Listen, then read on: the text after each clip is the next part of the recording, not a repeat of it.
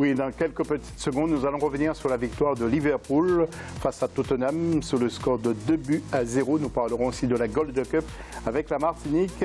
Et puis, nous allons aussi évoquer le jubilé d'Alain Coyol. Ça va se faire en région parisienne le samedi 9 précisément. On attend vraiment du très très beau monde. Nos invités, eh bien, Maître Bernard Solitude est toujours avec nous, avocat de sport en particulier, mais avocat également de la sélection de la Martinique. Nous avons Johan Dominique, qui est coach, qui est venu pour nous parler aussi de ce jubilé d'Alain Coyol, et Souleymane Akindele, consultant sportif, il est originaire du Bénin. Les internautes tout de suite.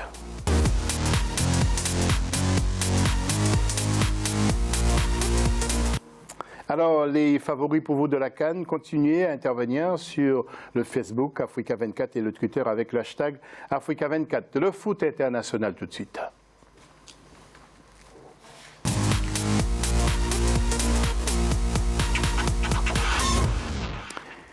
Et la victoire de Liverpool, sans contestation, donc en finale de la Ligue des Champions. Nous allons voir les images dans un stade du Real de Madrid rempli. Vous avez vu le voiture du score par Mohamed Salah sur penalty, un ballon qui a touché le bois de Sissoko.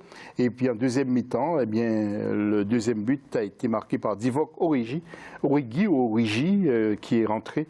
Et qui a marqué à la 87e minute de jeu pour l'équipe de Liverpool. Victoire méritée, selon vous, messieurs Souleymane? Oui, victoire méritée pour Liverpool. Et c'était mes favoris d'ailleurs. Donc, il est arrivé un moment où l'entraîneur Jürgen Klopp, qui perd tout le temps ses finales, il fallait aujourd'hui, pour le projet sportif qu'il a constitué, qu'il a posé à Liverpool, il fallait aujourd'hui qu'il gagne cette coupe de la Ligue des Champions pour... Et vous avez dit Jürgen Klopp, l'entraîneur justement, qui a quitté l'Allemagne pour venir entraîner Liverpool. Pour vous, Johan, vous avez suivi ce match. C'est une victoire méritée. Les Reds, on les connaît bien. Hein. Oui, on les connaît très bien. Ils assurent toujours. On les connaît très bien. C'est vrai qu'ils avaient raté le coach l'année dernière, mais là, on s'y attendait un petit peu. J'avais un peu plus le cœur à Tottenham? Non, à Moussa Sissoko. À Moussa Sissoko. Oui, parce qu'il est invité à Aulnay, et lui étant d'Aulnay-sous-Bois aussi. Donc j'avais un peu le cœur à Moussa. Mais après, Liverpool, ça ne me dérange pas plus que ça. Pas tant que ça. Nous allons voir les images de la célébration de cette victoire. Après le match, les joueurs sont restés presque une heure sur le terrain. Regardez les joueurs de Liverpool, même aussi à Liverpool, sur le stade, il y avait du monde dans les bars. Inutile de vous dire qu'il y a une boisson alcoolisée qui a coulé à flot. Hein, et donc, je pense qu'il y a certains qui sont rentrés fatigués le lendemain. Même les enfants des footballeurs étaient présents donc, pour cette grande finale où le stade était quasiment en rouge. Nous allons changer d'image pour parler maintenant de la Martinique avec les images des Antilles, le jubilé d'un Antillais aussi, Alain Coyol. Donc là, c'est la Martinique. Vous le voyez donc avec donc les images des matchs. C'est le match qualificatif d'ailleurs contre la Guadeloupe. Que nous battons d'ailleurs un but de Jobello qui joue à Ajaccio. Oui, c'était un choc en quelque sorte. Et puis Alain Coyol, qui a porté les couleurs de l'équipe de France, nous avons évoqué son jubilé. Il était jeune, il avait à peine 20 ans, 25 ans là. Hein. Oui, c'était les belles époques. Oui. Bernard Solitude, 4 groupes. C'est du haut niveau, les USA, Costa Rica, la Jamaïque, pour organiser la compétition. Comment voyez-vous justement la sélection de la Martinique dans cette grosse compétition? Eh bien, on monte en puissance, d'abord parce que c'est la 3e qualification de suite, ce qui n'est pas rien. Alors on est un petit pays par la dimension, mais on est énorme par le talent. Et je pense que le résultat sur le terrain est une chose, mais c'est parce que depuis plusieurs décennies, il y a un travail de fond qui est fait. À l'instar des autres territoires français, de la Caraïbe, on a mis du temps à être membre de la CONCACAF, mais une fois installé, on savait compter sur des talents locaux, parce qu'on a cette culture du football et du beau jeu. Il y a aussi un travail important qui est fait au sein de la Ligue de football de Martinique depuis des années, et ça porte ses fruits. Il y a aussi des techniciens qui sont en place. Je parlais des différents sélectionneurs qui se sont succédés. Aujourd'hui, nous avons Mario Boccali et Fred Piquion qui sont en charge de la sélection de Martinique, mais il y a tout le personnel, j'allais dire le staff technique, la personne au matériel, les kinés, et tout ça, ça fait un groupe entier qui permet de mettre les joueurs à l'aise, de sorte qu'ils ne s'occupent que du terrain. S'ils sont qualifiés une nouvelle fois, c'est qu'il y a vraiment du talent. Et j'ajoute que les qualifications se font avec un minimum de joueurs pros. Ce qui veut dire que le football local est très très bon dans le bassin caribéen. C'est-à-dire qu'on ne vient pas nécessairement avec 8, 9 ou 10 joueurs pros qui viennent pendant les qualifs. En général, pendant les qualifications, il y a moins de joueurs pros que lors de la phase finale. Donc, ce qui veut dire que très franchement, on a vraiment de très très bons joueurs dans le championnat local. Et nous allons voir le groupe justement de l'équipe de la Martinique. Vous avez quand même le Mexique, le Canada et Cuba le 15 juin, Canada-Martinique à Pasadena, le 19 Cuba-Martinique à Denver et le 23 juin Martinique-Mexique à Charlotte. Ce ne sont pas des cadeaux quand même. Hein. Non, mais on les connaît. Puis, en tout état de cause, le football, vous savez, c'est pas sur le papier que ça se joue. Hein, ou alors, on dit que les favoris ont gagné et puis on fait une belote à côté, quoi. Non, là, on connaît le Canada pour les avoir déjà rencontrés et battus d'ailleurs au même stade de la compétition il y a 4 ans, dans le même stade. Donc, j'espère que ce stade du Rose Bowl de Pasadena à côté de Los Angeles va nous porter chance. On les avait battus 1-0 de la plus belle des manières, d'une frappe terrible à quelques minutes de la fin. Donc, je pense que si on peut faire le même scénario, moi, ça me va. Ensuite, Cuba, c'est tout à fait de notre niveau. C'est dans la Caraïbe, on connaît un petit peu le football cubain, donc on n'est pas inquiet outre mesure par Cuba, même si ne faut pas, en tout cas il faut respecter ses adversaires. Et le Mexique, ça Après le Mexique, c'est un gros, ça va être, on va espérer que ce soit la finale du groupe pour déterminer qui finit premier et deuxième. Oui. Voilà. Alors nous allons voir les autres groupes avec le B, Costa Rica, Haïti, Nicaragua et les Bermudes. Ensuite, le groupe C, Honduras, Jamaïque, Salvador et Curaçao. Et puis pour le groupe D, États-Unis, Panama, Trinidad et Tobago et Guyana. Alors, Bernard Solitude, nous allons voir les joueurs maintenant qui composent cette équipe. Nous allons les voir défiler et vous allez nous apporter vos commentaires. Donc, il y a beaucoup de pros parmi ces joueurs. Tiens, voilà, pour ce qui concerne, à mon avis, les gardiens. Voilà. Alors, ce sont des joueurs, ce sont des gardiens de but qui jouent dans le championnat local. Ça passe très vite, hein. Il y a les défenseurs. Donc, les défenseurs, on a notamment Jean-Sylvain Babin qui joue à Riron en Espagne. Là, nous avons plutôt des joueurs, à part Camille, qui joue en Espagne, les autres jouent localement. Je suis navré, ça va un peu vite. Oui, désolé. Les attaquants, on a évidemment Kevin Parsemin, la star locale, on va dire. Donc ça fait un groupe très homogène avec, globalement, on a, on va dire, 2 tiers de joueurs locaux. Vous voyez, les images reviennent. Hein. Voilà, il y a beaucoup de pros. Hein. Combien de pros à peu près? Non, pas tant que ça. Nous avons 6 pros. Donc, ce qui veut dire que c'est un effectif de 25, très franchement, c'est relativement light. Hein. Et je pense que les sélectionneurs préfèrent une cohésion avec des joueurs pros qui vont amalgamer des joueurs locaux de très bon niveau, plutôt que de venir avec la moitié des joueurs pros qui vont s'amalgamer avec des joueurs qui ne connaissent pas, qui vont connaître au dernier moment, et ça ne fonctionne pas. Donc, il vaut mieux, à mon sens en tout cas, compte tenu du niveau de nos joueurs dans le championnat local, qui sont très très bons encore une fois, de faire quelques ajouts spécifiques ligne par ligne sur différents postes, de sorte d'avoir des cadors sur les lignes principales, et autour de ça on a nos joueurs pros. Nous, le football martiniquais, on a tout à fait confiance dans la valeur de nos joueurs, il n'y a aucun souci. Avant d'écouter M. Samuel Perrault, qui est le président de la Ligue, Souleymane, vous voyez quand même que ça bouge dans la Caraïbe? Oui, je n'avais pas, j'avoue, je n'avais pas connaissance d'une telle compétition dans les Caraïbes. C'est bien que là maintenant je vais suivre cette compétition. On va sortir un bouquin à la Martinique pour les nuls. Alors nous allons tout de suite rejoindre le président Samuel Perrault au téléphone. Alors le président de la Ligue de la Martinique, comment envisage-t-il justement cette compétition et ses joueurs? Samuel Perrault nous répond. La Martinique reste pour son équipe sur sa position, c'est-à-dire essayer d'aller le plus possible avec un noyau de joueurs amateurs. Et donc c'est dans ce sens que Mario Boccali a dévoilé la liste des 25 avec 19 joueurs amateurs issus du championnat de Régional 1 du territoire.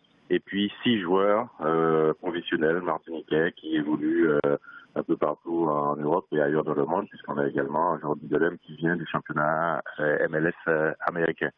Donc voilà, on compte sur cette forte cohésion autour de ce noyau de joueurs locaux qui, c'est vrai, bénéficient d'une certaine expérience du haut niveau international aujourd'hui, puisque plusieurs d'entre eux ont joué déjà une, voire 2 Gold Cup. Plusieurs d'entre eux également, avec leur club, notamment le club franciscain, ont pu, ces 2 dernières années, participer à des compétitions de haut niveau et se frotter à des clubs professionnels dans les compétitions UFC et CONCACAF. Samuel Perrault, pendant qu'on vous tient, vous avez fait un appel pour lancer des dons justement. Est-ce que ça tient toujours cet appel aux dons, M. Perrault? Alors après un départ timide, si on parle de la fameuse cagnotte populaire, après un départ timide, ça semble décoller. Alors au-delà même de la cagnotte qui aux dernières nouvelles était autour de 5 000 €, alors que nous attendons au minimum 15 à 20 000 €, c'était l'objectif qu'on s'était fixé. Il reste encore une vingtaine de jours. On a fait la publicité qu'il fallait localement, mais également sur le plan national. On espère que d'ici une vingtaine de jours, on pourra atteindre cet objectif. Mais au-delà de ça, toute la communication qui a été mise autour de cette cagnotte populaire a permis de recueillir un certain nombre de dons spontanés, de particuliers, mais également d'entreprises. On doit saluer également la forte implication de la Chambre de commerce et d'industrie de la Martinique, à la personne notamment de son président, Philippe Jotte, qui a quelque part sonné la révolte et la charge. Et plusieurs entreprises martiniquaises ont répondu présentes, comme Cotrel, comme la Sara, la Samac, la Cimar, le Crédit Agricole et j'en passe. Nous reviendrons vers vous tout à l'heure, Bernard Solitude. Mais autre sujet, c'est le jubilé d'Alain Couriol que nous allons voir en image. Donc, il semblerait que ce serait un grand moment avec Lilian Thuram et d'autres joueurs qui sont attendus. Johan Dominique, dites-nous, vous faites partie de l'organisation. Comment ça se présente? Alors, ça se présente très, très, très bien. On y met beaucoup de temps. Donc, c'est organisé par l'association Cromvo, donc de Sarcelles. Donc, qui fait un très très bon travail, qui a décidé de mettre Alain Couriol à l'honneur sur cette journée de la fête du sport à Sarcelles. Ça nous demande du temps, mais ça prend une belle forme. Une belle forme. Et alors justement, Alain Couriol est en ligne avec nous. Alain Couriol, tout d'abord, Alain, vos meilleurs souvenirs professionnels avec des joueurs africains notamment? Les grands joueurs africains, il y a eu Roger Mila, il y a eu Sahar Boubacar, il y a eu Toko, il y en a eu quelques-uns, hein, il y a eu Oumar Sen. Voilà, après, il y a les grands moments de ma carrière, c'est bien sûr la Coupe du Monde. Hein, c'est quand on est jeune, qu'on a l'espoir de jouer au foot, d'être professionnel, et qu'on arrive à participer à une Coupe du Monde, ça veut dire beaucoup de choses, quoi. Et vos meilleurs moments, c'était votre licence à Monaco et au Paris Saint-Germain, vos meilleurs moments de carrière? Je ne peux pas dire que j'étais mieux à Monaco qu'à Paris ou l'inverse. Quand on a l'ambition d'évoluer au plus haut niveau, j'ai été champion de France avec Monaco, j'ai été champion de France avec Paris, j'ai eu des sélections dans les 2 clubs, alors que quand j'étais à Monaco, je suis sorti. Donc, il n'y a pas de moment. Je pense que c'est l'ensemble de la carrière pour quelqu'un qui décide depuis son plus jeune âge de faire du foot. Et la plupart des gens, ils ont un métier parce que les études les ont emmenés vers leur métier. Et nous, les sportifs de haut niveau, on a la chance de choisir le sport et de dire qu'on veut faire ça. Alors après, quand il arrive, je pense que tous les moments sont bons, quoi. Alors, une autre question. Votre jubilé, c'est le 9, on l'a dit sur le plateau à Sarcelles. Qu'est-ce que ça représente pour vous, justement, ce jubilé, Alain Couriol? Ça représente beaucoup de choses parce que ça se passe à Sarcelles, ça se passe dans la ville donc, où j'ai démarré, avec des gens avec qui je jouais dans la rue, derrière le bâtiment, et qui connaissent tout de ma prime jeunesse, on va dire. Et Et après, bon, ben forcément, c'est à Sarcelles, c'est une ville où il y a une grosse colonie afro-antillaise. Donc je suis fier, dans le même bâtiment, on avait quand même 5 joueurs, 5 internationaux, quoi, dans le même bâtiment, dans le même immeuble. Alors quand tu as ça, ben, quand tu sais que tu représentes, qu'après le niveau, tu représentes la ville, tu représentes le quartier, il y a tellement eu de choses qui ont été dites sur Sarcelles, sur Saint-Denis, sur toutes les villes, mais surtout sur Sarcelles, comme quoi c'était une ville qui avait que des voyous et patati et patata. Et bien on a réussi à montrer que c'était faux, qu'il y avait de tout, comme partout dans les grandes villes, quoi. Il y a de tout, il y a des bons, des mauvais et tout. Et particulièrement à Sarcelles, il y a énormément de sportifs qui sortent de Sarcelles. Et puis une toute dernière question pour terminer, pour vous laisser tranquille. Est-ce que vous êtes resté dans le milieu du football, Alain Courriol? Je ne suis pas resté dans le milieu du football parce que j'ai passé les diplômes, j'ai commencé à être entraîneur, à faire plein de choses et tout. Puis au bout d'un certain moment, si on n'a pas la chance d'occuper un poste dans un gros club ou un grand truc, on se retrouve dans des petits clubs. Et dans un petit club, ça me faisait mal au cœur d'avoir des joueurs qui, sous prétexte qu'ils étaient capables de faire 2-3 ailes de pigeon, pensaient qu'ils auraient pu être aussi pro international. Donc les mecs, quand je suis arrivé dans une région, les mecs ils te disent qu'ils peuvent pas venir à l'entraînement parce qu'ils ont un truc de bateau et tout ça. Nous, on aurait tout fait. Nous, on aurait dit on va pas à l'école parce qu'on a un match de foot. Eux, c'est l'inverse. Donc en fait, ça peut pas correspondre. Même si on a envie de leur apprendre un maximum, ça peut pas correspondre. Ça peut pas se faire. Donc d'arrêter le fait d'être entraîneur et tout. Je suis les matchs avec beaucoup d'intérêt, quel que soit le niveau. Mais au jour d'aujourd'hui, j'ai arrêté d'être entraîneur. Et si je peux être conseiller pour un club, ça sera avec plaisir. Mais pour l'instant, c'est pas le cas. Voilà. Voilà un tour de table. Merci Alain pour remettre l'antenne. Johan Dominique, un tout dernier mot de conclusion, vous Alors, du monde. venez nombreux parce que vous allez assister à une très belle journée. Il y aura un tournoi de football avant, puis après il y aura de la pétanque, il y aura du cyclisme, il y aura de très beaux matchs de gala en l'honneur d'Alain Courriol. Ouais, et du bon monde. Vous saluez aussi Charlie Saban qui fait un gros travail. Hein. Alors Charlie Saban, Solange, Rudy Anjou de Somom, BB World Organization qui est mon association et tous les gens qui travaillent dans l'ombre donc, et la ville de Sarcelles. Merci. Avant de retrouver Souleymane pour la conclusion, Bernard, vous pour la sélection de la Martinique, qu'est-ce que vous souhaitez? On souhaite aller jusqu'au bout et rentrer plus tard que le 24 juin. Ça c'est très clair, on en a l'envie. Je pense qu'on a aussi le talent pour aller loin dans cette compétition. Donc on va tout faire. Enfin en tout cas, les joueurs vont tout faire. Nous on va les supporter, les encadrer, les encourager. Il y a des supporters aux États-Unis qui viendront. Alors je sais qu'il y a 4 ans maintenant, le consulat de France à Los Angeles avait organisé un petit quelque chose en invitant les Français qui habitaient dans la région de Los Angeles de venir nous supporter. Donc ils sont venus au Rose Bowl de Los Angeles. Et cette fois-ci, ça sera la même chose. On va organiser un peu la même chose parce que Martinique-Los Angeles, c'est un petit peu loin, c'est compliqué, il faut sortir, enfin, dormir une nuit à Miami, c'est un peu compliqué, mais on fera ce qu'il faut. Oui, vous avez fait vos études là-bas aux États-Unis, vos études d'avocat, vous en savez quelque chose. Souleymane, un tout dernier mot, là, vous ne découvrez pas les Antilles, hein, mais non, vous connaissez, je ne découvre pas, attention, je ne découvre pas les Antilles, mais je voudrais quand même souhaiter bon vent à cette équipe martiniquaise, qu'ils aillent le plus loin possible, et puis une très belle fête en l'honneur d'Alain Courriol. Parce qu'il ne faut pas oublier non plus que les Antillais sont des Africains aussi. Hein. Ça, tout le monde le sait.